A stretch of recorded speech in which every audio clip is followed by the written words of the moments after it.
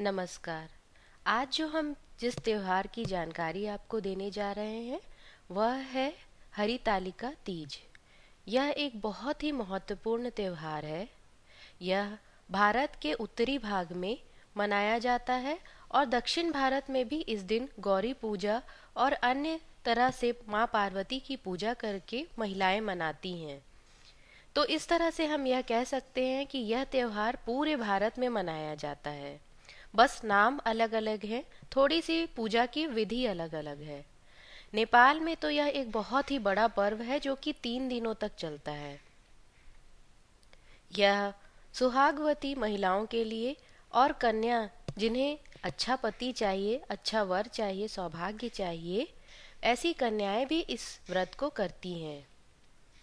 आइए अब हम बताते हैं कि इस व्रत को किस तरह से किया जाता है और इसका क्या महत्व है। सबसे पहले तो यह व्रत क्यों किया जाता है।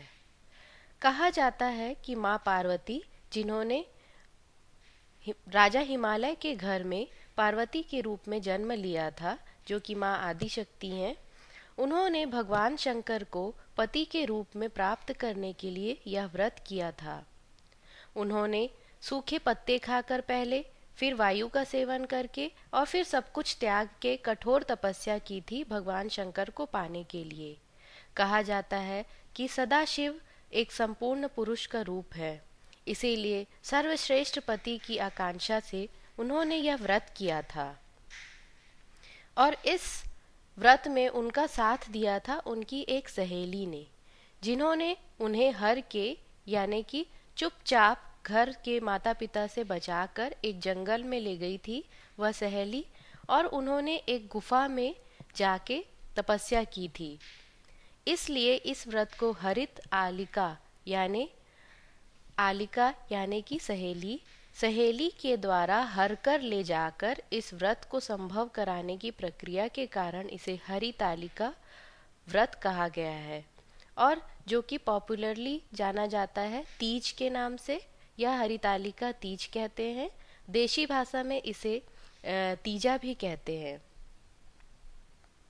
मध्य प्रदेश, उत्तर प्रदेश, राजस्थान, हरियाणा, नेपाल, बिहार, छत्तीसगढ़ का तो यह एक बहुत ही महत्वपूर्ण त्योहार है। आइए अब देखते हैं कि इस व्रत को किस तरह से किया जाता है। यह व्रत भादो मास की शुक्ल पक्ष की तृतीया को किया जाता है। मतलब जो हिंदू कैलेंडर के अनुसार जो कि भादो का मास है, भाद्रपद है, उसकी तृतीया तीसरा दिन और शुक्ल पक्ष यानी चढ़ते हुए चांद का तीसरा दिन जो है वह तीज के नाम से जाना जाता है। इस दिन माँ पार्वती की तपस्या से प्रसन्न होकर भगवान शिव ने उन्हें पत्नी के रूप में ग्रहण करने का आशीर्वाद दिया था।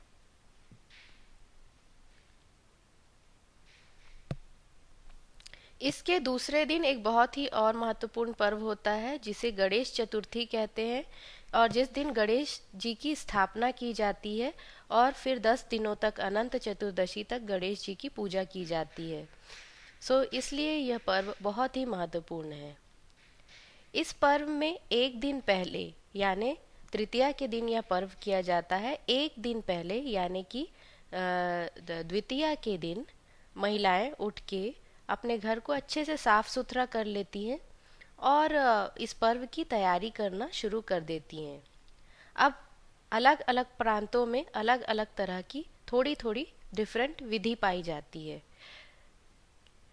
कुछ प्रांतों में जैसे कि बिहार है, उसमें यह किया जाता है कि सुबह उठ के महिलाएं अपने घर को साफ सुथरा कर लेती हैं और सिर धो के नहा लेती हैं।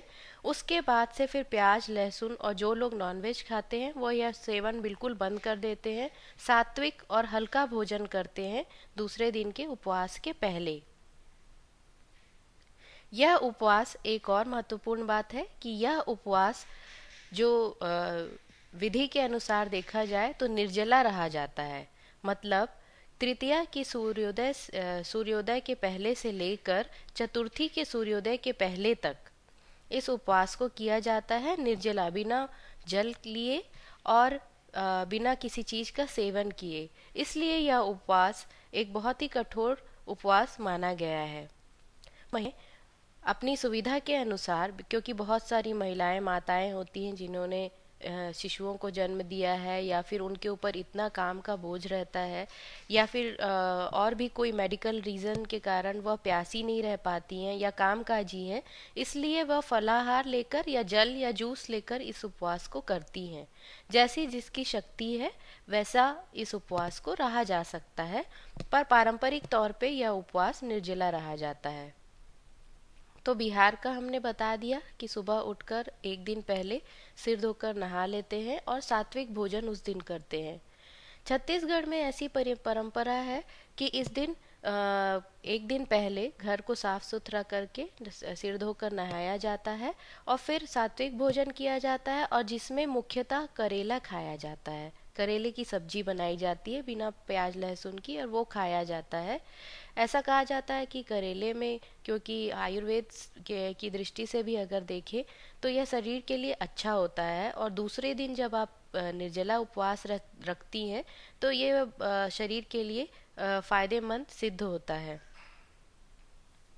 मध्य प्रदेश, छत्तीसगढ़, उत्तर प्रदेश में यह किया जाता है कि उपवास शुरू करने के पहले, मतलब द्वितीया की रात को महिलाएं खीरा खाकर ये उपवास शुरू करती हैं। मतलब कि अगर मैंने रात को सुबह खीरा खाया और मैंने कहा कि अब मेरा उपवास शुरू हो रहा है, उसके बाद मतलब ना तो मैं कुछ खाऊंगी और ना पीऊंगी।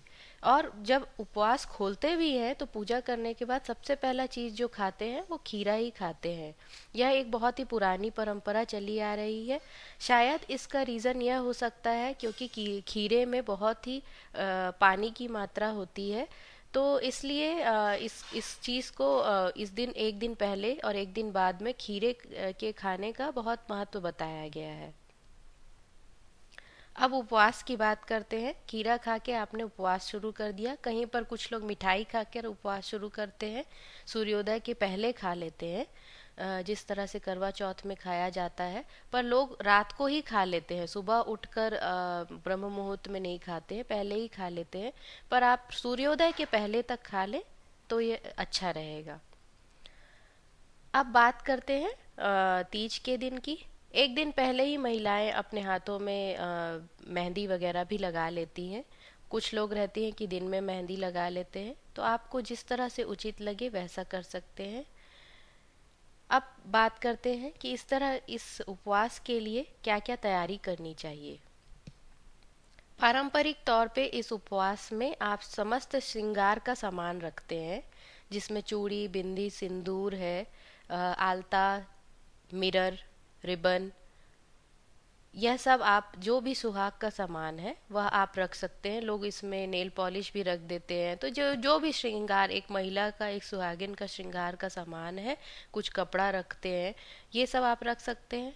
पूजा के आइटम में आपका फल फूल, नारियल, मिठाई और भी कुछ भी जो आप चढ़ाना चाहते हैं वो चढ़ा सकते हैं। भगवान शंकर को चढ़ाने के लिए जनेऊ रख सकते हैं आप। तो इस तरह से आप जो भी सामग्री पूजा की जो एकत्रित कर सकते हैं वो आप कर लेते हैं। ये मेन सामग्री है। इसके अलावा जो फलों में 5 फल रखते हैं, खीरा जरूर रखते हैं चढ़ाने के लिए। कहीं कहीं पर छत्तीसगढ़ में जैसे कि क्या कहा जाता है, एक फुलहरा बनाया जाता है। फुलहरा मतलब कि फूलों का मंडप एक तरह से आप कह सकते हैं। पर उसमें ऐसा करते हैं कि एक ऊपर से एक लकड़ी का, या जो पतली पतली स्टिक्स रहती है, उसको 4 कोनों में बांध दिया जाता है। ऊपर से उसे हैंगिंग बनाया जाता है और उसमें 4 लड़ियां फूल की लटका के जिस चौकी में, जिस पीढ़े पे आप भगवान की पूजा कर रहे हैं उसके ऊपर से लटकाया जाता है। तो इस फूलों का झूमर की तरह होता है। तो यह फुलहरा कहलाता है। इसे लगाने का छत्तीसगढ़ में महत्व है और हर साल महिलाएं इसे लगाती हैं। जनरली ये महिलाएं यह पूजा शाम को करती हैं। कई बार ऐसा होता है कि कहा जाता है कि तृतीया तिथि तो दिन में ही खत्म हो जा रही है, इसलिए पहले पूजा कर ली जाए। पर ऐसी मान्यता नहीं है। उदया तिथि में, उदय उदय मतलब सूर्योदय के समय अगर तृतीया तिथि है तो आप उपवास शुरू करेंगे और पूजा शाम को ही करेंगे। भले अगर चतुर्थी लग गई है तो कोई बात नहीं है, पर इसकी पूजा आप करें। तो अब हमने बता दिया कि इसमें चढ़ाया क्या जाता है। मिठाई में आप लड्डू या पेड़े रख सकते हैं। ये पर पारंपरिक तौर पे जो होता है, महिलाएं गुझिया बनाती हैं, जिसे बिहार में पिढ़किया कहा जाता है और आमतौर पे हम सब गुझिया के नाम से जानते हैं। यह गुझिया इस त्योहार में ज़रूर बनाई जाती है। कहीं कहीं पर बेसन के जेवर भी बनाए जाते हैं। माँ पार्वती को चढ़ाने के लिए आप बेसन के जेवर बनाए जाते हैं। इस बेसन बेसन में आप नमक नहीं डालते हैं। और छोटा सा कंगन, बिछिया, चूड़ी, कमरबंद, बिंदिया, यह सब आप बेसन से बनाते हैं। और पर ये ज़रूरी नहीं है, कहीं कहीं पर महिलाएं ये करती हैं, जैसे मध्य प्रदेश है और छत्तीसगढ़ है, वहाँ पर महिलाएं ये बनाती हैं और गुजिया बना लेती हैं। अब अगर गुजिया आप नहीं बना पा रही हैं, आप कोई भी मिठाई ले सकती हैं, वह मिठाई आप रख लीजिए। शाम के समय शाम के समय 6:30-7 बजे से महिलाएं तैयारी शुरू करती हैं। एक जगह को, एक पूजा की जगह को अच्छे से साफ कर लीजिए। वहाँ पर आप एक चौकी रख दीजिए, उसे गोबर है तो गोबर से थोड़ा लीप सकते हैं। और उसके ऊपर आप एक चौकी रख लीजिए।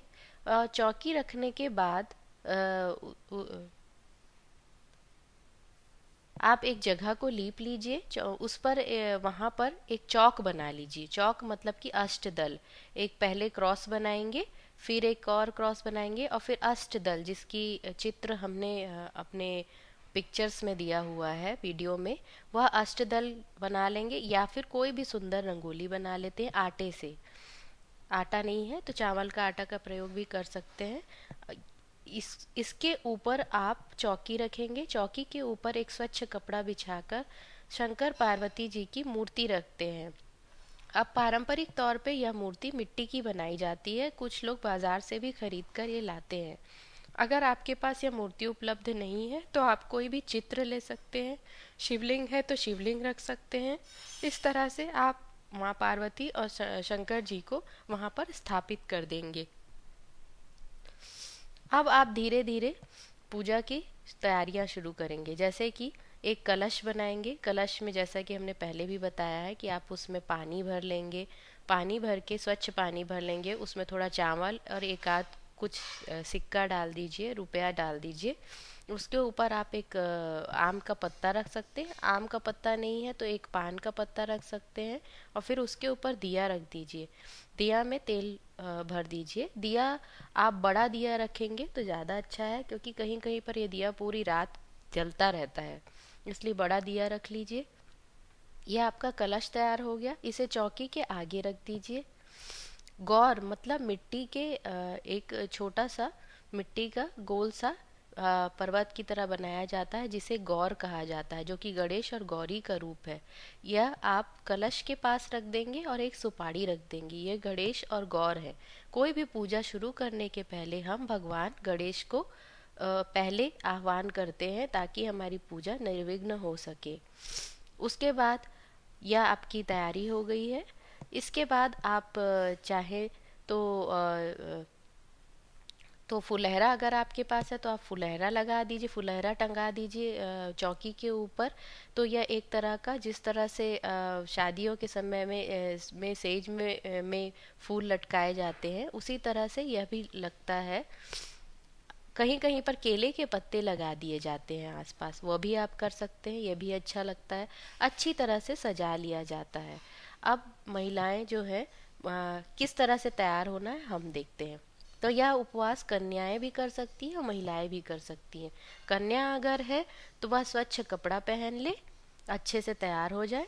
और सौभाग्यवती महिलाएं अगर है तो महिलाएं जो है वह पूरी तरह अच्छी तरह से तैयार हो जाए, स्वच्छ कपड़ा पहन ले। बहुत जगह नए कपड़ा पहने जाते हैं, आप स्वच्छ कपड़ा पहन लीजिए, नया कपड़ा पहन लीजिए। और लोग सर से पांव तक पूरा श्रृंगार करते हैं। और कई बार कहा जाता है कि पहले श्रृंगार सामग्री माँ पार्वती को चढ़ाया जाए, उसके बाद श्रृंगार किया जाए। तो आपको जैसा उचित लगे आप कर सकते हैं।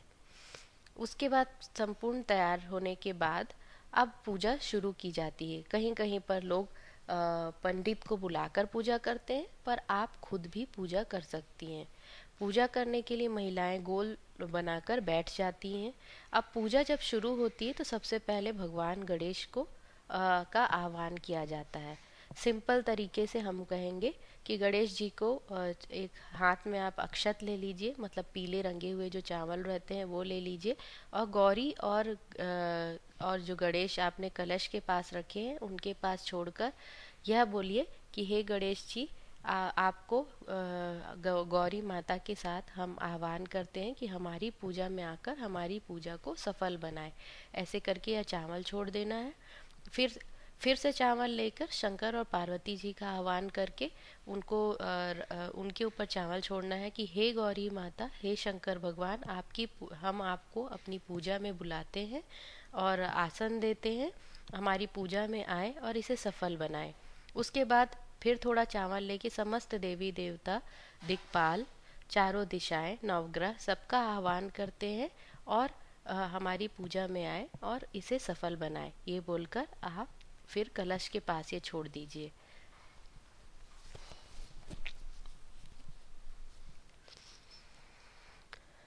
अब आप किसी फूल से या धूप से जल लेकर थोड़ा थोड़ा सबके ऊपर छिड़कते हैं। शिवलिंग अगर है तो आप उनको एक अलग पात्र में रख के उनके ऊपर जल अभिषेक कर सकते हैं। नहीं तो फूल से थोड़ा थोड़ा आप जल सींच दीजिए। गंगा जल है तो गंगा जल सींच दीजिए। उसके बाद आप तिलक लगा दीजिए। याद रखें कि शिवलिंग में सिंदूर नहीं लगता है, इसलिए शिव जी को आप चंदन लगा सकते हैं, हल्दी लगा सकते हैं, अक्षत लगा सकते हैं। और माता पार्वती को आप सिंदूर लगाएं, फिर बिंदी लगाएं, फिर जितनी सुहाग सामग्री आपने चढ़ाई है वह शंकर भगवान को आप जनेऊ पहनाएं, यानी यज्ञोपवीत जो होता है वो पहनाएं, और फिर वस्त्र अर्पण करें। और जितना भी आप सजा सकते हैं, जो आपने बेसन के जेवर बनाए हैं वह अर्पण करें। फिर फूलों से सजाएं, फिर फलों का भोग लगाएं, फिर नैवेद्य अर्पण करें, फिर धूप अर्पण करें।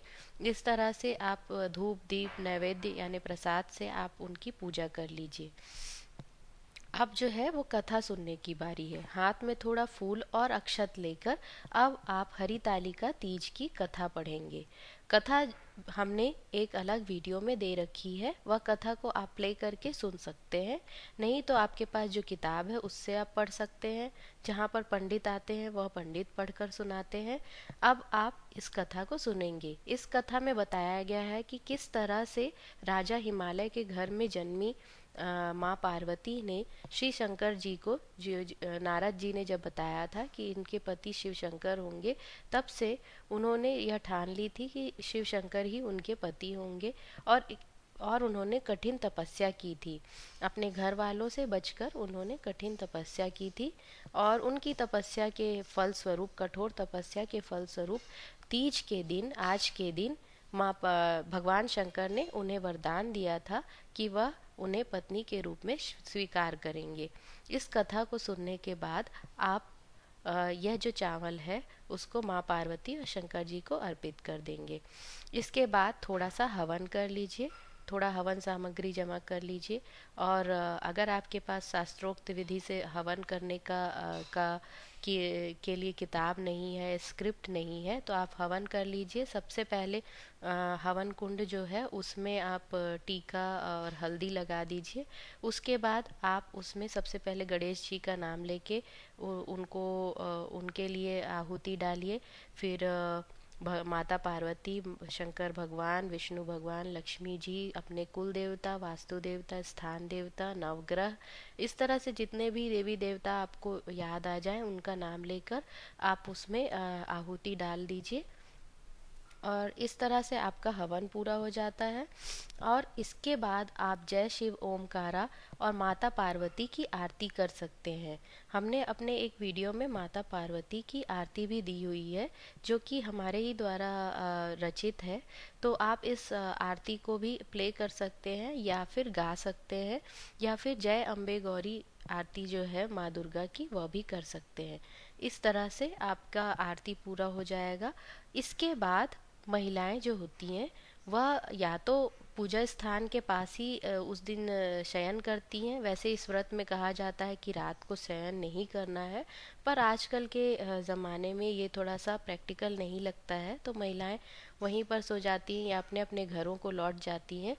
और फिर एक महिला जो रहती है वह वहीं पर रहती है और दिए वगैरह में तेल डालती है। और फिर दूसरे दिन सुबह सूर्योदय के पहले सारी महिलाएं नहा धोकर फिर से जमा होती हैं उस जगह पर।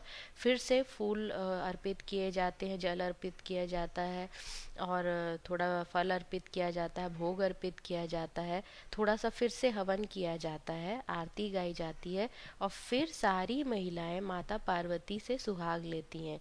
इसका मतलब है थोड़ा सिंदूर वह माँ पार्वती पे लगाएंगी, फिर अपनी मांग में लगाती हैं। इस तरह से 3 बार कहीं पर और कहीं पर 5 बार करती हैं। इसे सुहाग लेना कहा जाता है कि माता पार्वती से आप सुहाग ले रहे हैं, इसका मतलब आपका सुहाग जो है वह अखंड रहेगा। इस तरह से सुहाग लेने के बाद आप फिर प्रणाम करके वह अपना उपवास खोलती है। उपवास खोलने में फिर से आप एक खीरा खाकर उपवास खोलते हैं।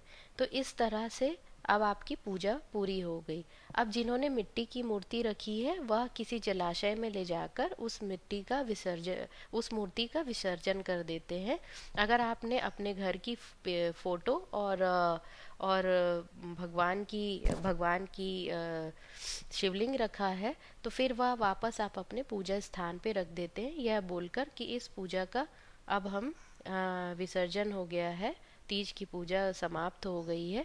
ऐसा करके आप अपनी मूर्ति को और पिक्चर को जो है वह वापस भगवान के पास रख सकते हैं।